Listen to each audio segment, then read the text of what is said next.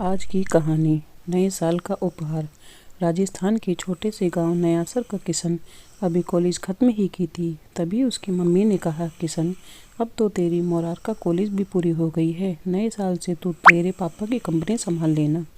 Dining table पर परिवार संग बैठ ब्रेकफास्ट कर रही माला बड़े ही अभिमान से किचन में काम कर रहे नौकरों को देखकर बोली, ओह नो मम्मी, अभी थोड़ा एंजॉय कर लूँ, फिर संभाल लूँगा कंपनी।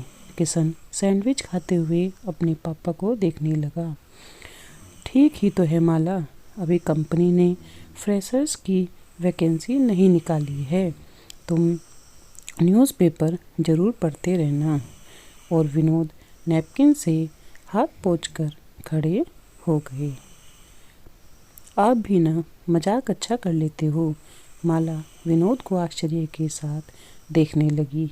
मजाक नहीं है, मेरी कंपनी मेरी नहीं, मेरे कर्मचारियों की मेहनत है। हम कंपनी के लिए कोई भी कॉम्प्रोमाइज़ नहीं करते हैं, न खुद पर न ही बाहर किसी पर। तो किशन जल्द ही मिलते हैं कंपनी के इंटरव्यू में। और विनोद सामने रखी घड़ी में समय देख तेज कदमों से बाहर की ओर चल दिए। डाइनिंग हॉल में माला की ओर देख किशन मुंह बिगाड़ते हुए बोला, पापा ऐसे होते हैं? और वह भी अपने कमरे में चला गया। 4 दिन बाद ही सुबह सुबह माला अखबार लिए किशन के कमरे में आई और बोली, देख, आज तेरे पापा की कंपनी में इंजीनियर की वैकेंसी निकली है। तू भी अपना बायोडाटा ज़रूर भरकर भेज देना। अपने पापा की कंपनी में भी बायोडाटा भेजना पड़ेगा?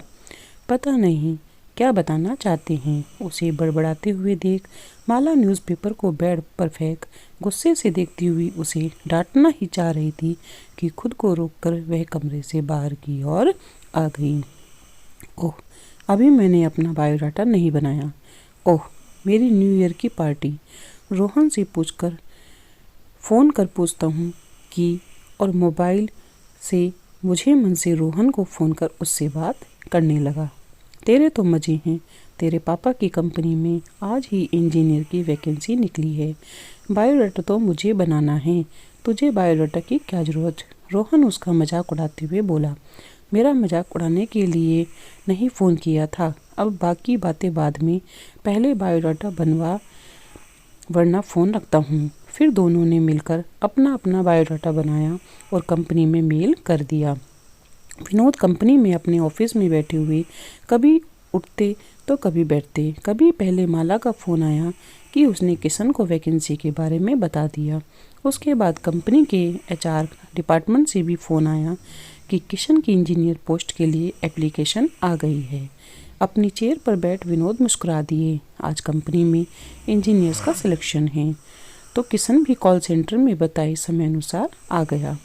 ऑफिस में सभी को जानते हुए भी इंटरव्यू के लिए आए उम्मीदवारों के बीच बैठा किशन अनजान बनकर कुछ देर तो बैठा रहा, लेकिन जैसे ही इंटरव्यू शुरू हुए वह सबसे पहले उठकर जाने लगा तो रिसेप्शनिस्ट ने उसे रोक दिया।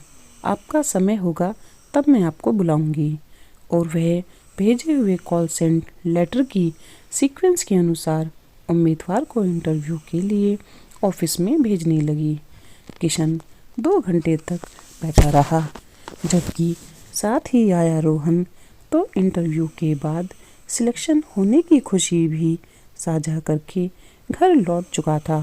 किशन मल्होत्रा, अब आप इंटरव्यू के लिए अंदर जा सकते हैं।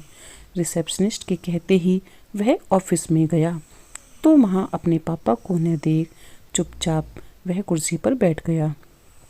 1 घंटे चले इंटरव्यू में उससे विषयों के साथ जीवन से जुड़ी बातें भी पूछी गई। अंत में सिलेक्शन कमेटी ने उसे बाहर बैठकर इंतज़ार करने को कहा। किशन फाइल्स लिए उठकर बाहर निकला ही था कि गेट पर खड़े विनोद ने उसे गले लगा लिया। बेटा, तू सिलेक्ट हो गया मेरे इंटरव्यू में, चल अब अपने ऑफिस में बैठ। विनोद के अभी इस व्यवहार की तो किशन ने उम्मीद ही नहीं की थी, लेकिन सामने से मुस्कुराते हुए माला को आते देख वह सब समझ गया और विनोद ने फिर उसे गले लगा लिया। पापा, ऐसा ही होते हैं। माँ की ममता दिखती है और हमारी ममता, कहकर हंसते हुए विनोद ने अपने कर्मचारियों संग मिलकर उसके लिए बनाए गए नए ऑफिस के इनॉग्रेशन का जश्न मनाया। आज साल की यह अंतिम रात किशन संग झूमती गाती नए साल की सुबह के इंतजार में लग गई। समाप्त। तो दोस्तों, इस प्रकार से आपको हमारी ये कहानी कैसी लगी कमेंट बॉक्स में लिख करके ज़रूर बताएं, ताकि हम आपके लिए ऐसी ही वीडियो आगे भी बनाते रहें।